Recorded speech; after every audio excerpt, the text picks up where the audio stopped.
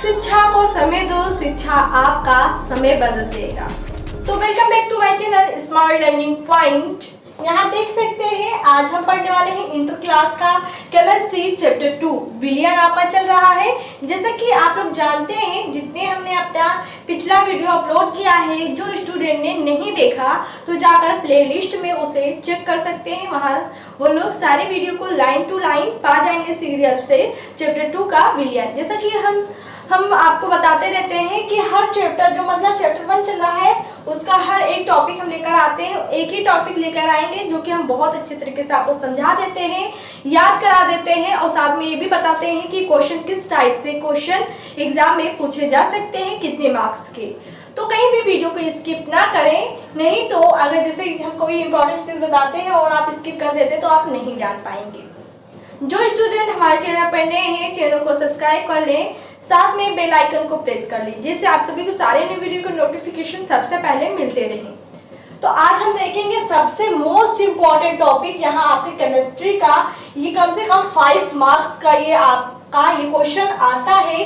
प्रासरण दाब के निर्धारण की बर्कले और हार्टले की विधि। अभी हम आपको लास्ट बताएंगे। ये क्वेश्चन 2 टाइप से पूछे जाते हैं, जैसा कि आप लोगों ने पढ़ा ये, और इसका दूसरा रूप आ जाता है कि ये लिखो इसका आंसर, तो आप लोग कंफ्यूज हो जाएंगे।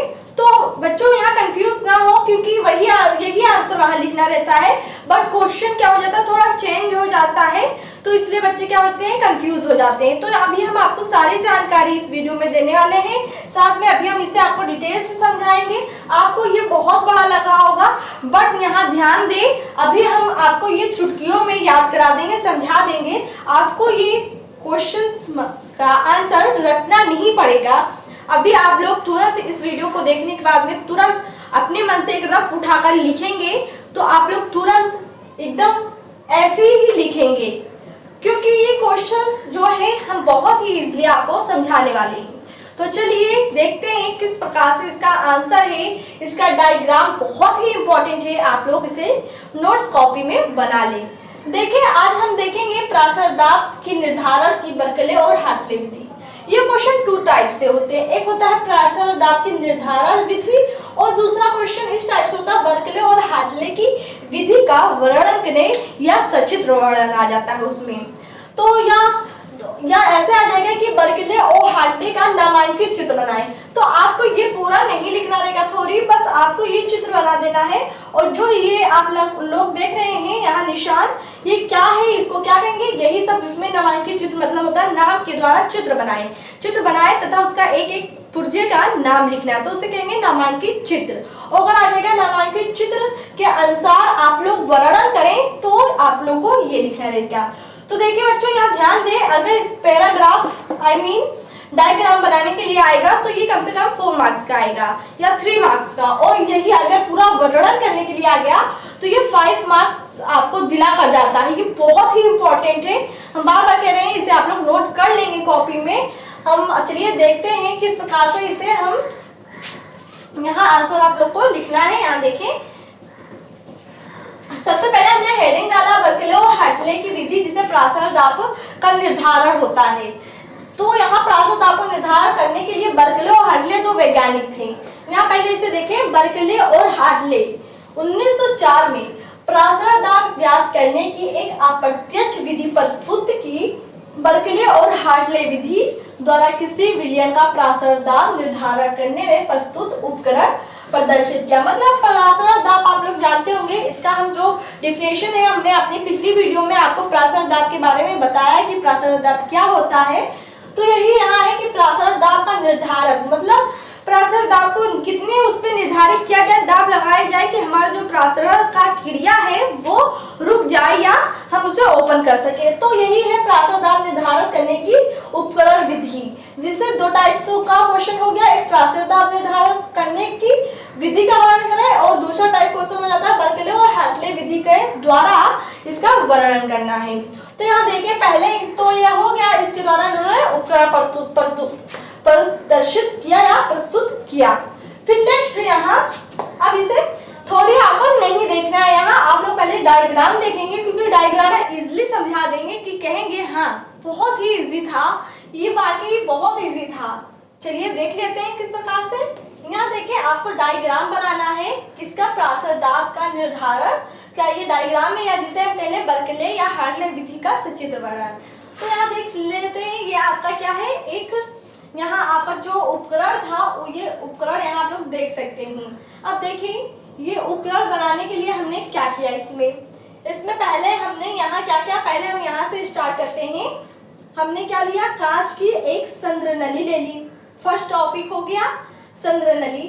सेकेंड हमने क्या ले लिया, कॉपर फेरोसाइनाइड की अर्धपारगम झिल्ली।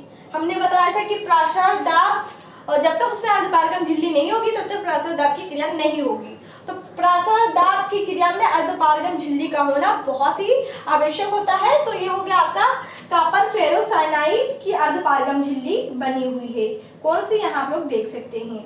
फिर नेक्स्ट आप लोग आएंगे थर्ड, यहाँ देखें थर्ड टॉपिक है आपका क्या है, ये ऊपर का ये देख रहे हैं आप लोग, इसे कहेंगे स्टील का मजबूत पात्र। ये जो होता है ये स्टील का बना होता है, जिसे हम कहेंगे स्टील का मजबूत पात्र। नेक्स्ट है आपका यहाँ पिस्टन पी। अब देखें किसी चीज को दबाने के लिए किसी चीज औजार की आवश्यकता होगी तो उसे हम कहेंगे पिस्टन पी। पिस्टन पी के द्वारा ही हम इसमें दाब लगाएंगे और हमारा ये क्या है, दाब गेज समय, जिस पर हम क्या कह रहा है, निर्धारण प्रासर दाब को निर्धारित किया जा सकता है। जब हम पिस्टन पी के द्वारा दाब लगाएंगे तो इस पर हमको वो दिखाई देगा कितनी उस पर दाब लगा है, तो इसको हम दाब गेज में पढ़ लेंगे। फिर उसी से निर्धारण हो जाएगा और उसे हम लिख लेंगे। यही इस विधि में होता है कि प्रासर दाब को जब हम रोकते हैं तो यहाँ से पिस्टन पी लगाते हैं दाब और दाब गेज में पढ़ लेते हैं। तो आपका ये हो गया। फिर नेक्स्ट है 6, यहाँ टॉपिक आप देख सकते हैं केश नली, जिसे केश नली कहते हैं। ए और बी अभी बताएंगे कि ए और बी आपका क्या है इसमें। यहाँ देखें ये हो गया। अब देखें इसी को हम लेकर यहाँ चलेंगे। आपको ये डायग्राम बहुत अच्छे से समझना है, रफ में बार बार बनाना है। अगर ये डायग्राम आप लोगों ने बना लिया और ऐसे डायग्राम में जो जो इसका मतलब पुर्जा है उसको आप लोगों ने डिफाइन कर लिया तो आप लोग एकदम से वर्णन कर ले जाएंगे। तो देखें यहाँ फर्स्ट है कांच की संद्र नली। तो यही है, इस उपकरण में कांच की एक संद्र नली होती है। फिर क्या होता है, संद्र नली। अब संद्र नली में क्या होता है, छिद्र होता है। क्या होता है, छिद्र होता है, जिसके छिद्रों में कॉपर फेरोसाइनाइड अर्धपारगम झिल्ली लगी होती है। तो यहाँ देख सकते हैं ये क्या था आपका, अगर ये पूरा गोलाई वाला देख लें ये, तो ये आपका कांच की एक संद्र नली है जिसमें इसके छिद्र अंदर देख रहे होंगे होल है। इसके छिद्रों में क्या भरा जाता है, कॉपर फेरोसाइनाइड की अर्धपारगम झिल्ली। ये हो गया। फिर नेक्स्ट यहाँ थर्ड आप आएंगे स्टील का मजबूत पात्र। देखिए यह संद्र नली स्टील के एक मजबूत पात्र में लगी होती है। आप लोग देख रहे होंगे ये जो संद्र नली है आपकी क्या है, संद्र नली। तो ये कहाँ हो गई आपकी, एक मजबूत पात्र में जुड़ी हुई। यही संद्र नली जो फर्स्ट है ये आपका एक, इसी को हमने क्या कहा था, ये क्या है, स्टील का मजबूत पात्र। तो जो हमारी संद्र नली होती है वो स्टील के मजबूत पात्र से जुड़ी होती है, जो बाह्य जैकेट का कार्य करता है। स्टील के पात्र में एक पिस्टन पी और एक दाब गेज लगा होता है। यहाँ देख सकते हैं 4 पिस्टन पी, 5 हो गया हमारा दाब गेज लगा होता है। फिर संद्र नली की एक सिरे पर थिसिल फनल तथा दूसरे सिरे पर एक केश नली लगी रहती है। यहाँ देख सकते हैं इसमें क्या है, एक सिरे पर थिसिल फनल है और दूसरे सिरे पर आपका 6 टॉपिक आ गया केश नली। तो हो गया केश नली लगी रहती है। स्टील के पात्र में, स्टील की ये जो पात्र है उसमें विलयन और संद्र नली में शुद्ध विलायक भरा होता है। संद्र नली में ये जो आपके संद्र नली आप लोग देख रहे हैं इसमें क्या होता है, विलायक होता है, भरा रहता है। प्रासरण के कारण जैसे ही अर्धपारगम झिल्ली में होकर विलयन में प्रवेश करता है, जो ये आपका विलायक यहाँ आप लोग देख रहे हैं, ये जैसे ही ये आपका जो है ये क्या है, कॉपर फेरोसाइनाइड की अर्धपारगम झिल्ली, तो इसको पार करके जैसे ही जैसे ही विलयन में आता है तो क्या होता है, विलयन में प्रवेश करता है। केश नली में विलायक का तल नीचे की ओर गिरने लगता है। आप देख सकते हैं इसमें केश नली पहले आपका क्या था, ए पर था, और जब ये इसमें विलयन में जाने लगा तो ये क्या करने लगा, ये घटने लगा, क्योंकि ये इससे ही ज्वाइंट है। तो ये जब इसमें जाने लगेगा तो क्या होगा, ये घटने लगेगा। केश नली का जो इसमें तल है, इसमें विलायक भरा है, पहले उसका स्थान कहाँ था, ए पर था, अब वो कहाँ पहुंच गया, बी पर। क्यों पहुंच गया, जो क्योंकि विलायक किसमें जाने लगा है, विलयन में, अर्धपारगम झिल्ली के द्वारा, तो इसका तल गिरने लगा। तो यही है यहाँ कि केश नली में विलायक का तल नीचे की ओर गिरने लगता है और केश नली में विलायक के तल को पूर्ववत रखने के लिए, मतलब फिर हम चाहते हैं कि केश नली में जो विलायक है वो फिर से अपने ए स्थान पर आ जाए। ये क्या हो गया था, घट गया था बी पर, अब हम चाहते हैं फिर ए पर पहुंच जाए। जैसा कि हम लोग मोबाइल चलाते हैं तो मोबाइल का जब चार्जिंग घटने लगता है तो हम क्या कहते हैं, इसे हम फिर से पूरा फुल कर दें, इसका चार्जिंग पूरा फुल कर दें। तो पूर्ववत चार्जिंग को रखने के लिए, चार्ज करने के लिए मोबाइल को क्या करते हैं, फिर से हम उसको प्लग में लगा देते हैं, चार्ज होने लगता है। तो इसी को हम क्या कहेंगे कि इसमें विलायक जो है आपका केश नली में पूर्ववत रखने के लिए, मतलब पहले ए स्थान था, अब बी घटकर हो गया, अब इसको हम चाहते हैं फिर ए पर आ जाए, तो हम क्या करेंगे, इसमें देख सकते हैं पूर्ववत रखने के लिए, अर्थात मतलब होगा प्रासरण को रोकने के लिए। जो आपका ये प्रासरण हो रहा है, हमने बताया था प्रासरण में क्या होता है कि तनु विलयन से सांद्र विलयन की ओर जाने की प्रवाह को प्रासरण कहेंगे। तो इसमें क्या हो रहा है, प्रासरण आपका हो रहा है, विलायक कहाँ जा रहा है, विलयन में जा रहा है, अर्धपारगम झिल्ली से। तो हम चाहते हैं कि ये जाए ना, ये पुनः अपने विलायक स्थान पर आ जाए और ये केश नली का जो स्थान है ए बी, वो पुनः अपने ए स्थान पर पहुंच जाए। तो हम क्या करेंगे इसमें, अर्थात प्रासरण को रोकने के लिए पिस्टन पी, फिर पिस्टन पी का काम हमको पड़ेगा। पिस्टन पी के द्वारा हम इसका क्या लगाएंगे, दाब लगाएंगे। ये देखिए दाब लगाया जाता है प्रासरण को रोकने के लिए विलयन पर लगाया गया आवश्यक, देखिए प्रासरण को रोकने के लिए हमने क्या लगाया, दाब गेज, सॉरी पिस्टन दाब लगाया और किस पे लगाया, विलयन पर लगाया। तो यही कह रहा है कि प्रासरण को रोकने के लिए विलयन पर लगाया गया आवश्यक अतिरिक्त दाब, विलयन का प्रासरण दाब होता है। क्या होता है, प्रासरण दाब, तो जिसे दाब गेज में हम पढ़ लेते हैं। देखिए हम इसमें जब पिस्टन पी के द्वारा दाब लगाते हैं तो ये क्या होने लगता है, विलयन में जो विलायक के कण होते हैं वो अपने विलायक में आने लगते हैं और बी का स्थान ए पर पुनः पहुंच जाता है। तो अब जब पहुंचने लगता तो हम पढ़ लेते हैं कि कितना हमने इस पर दाब लगाया, उससे किस में पढ़ते हैं, दाब गेज में पढ़ते हैं। तो देखिए इसी चित्र के अनुसार ये आपका पूरा ये जो थ्योरी डिफिनेशन है इसी पर आधारित है।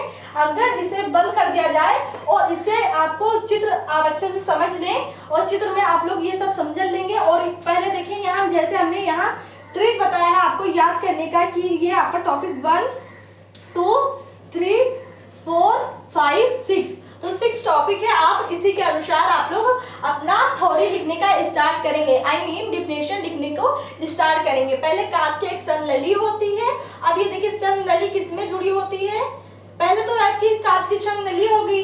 अब इसमें क्या भरा रहता है, इसमें कॉपर फेरोसाइनाइड की अर्धपारगम झिल्ली लगी होती है जिसका संबंध स्टील के एक मजबूत पात्र से होता है।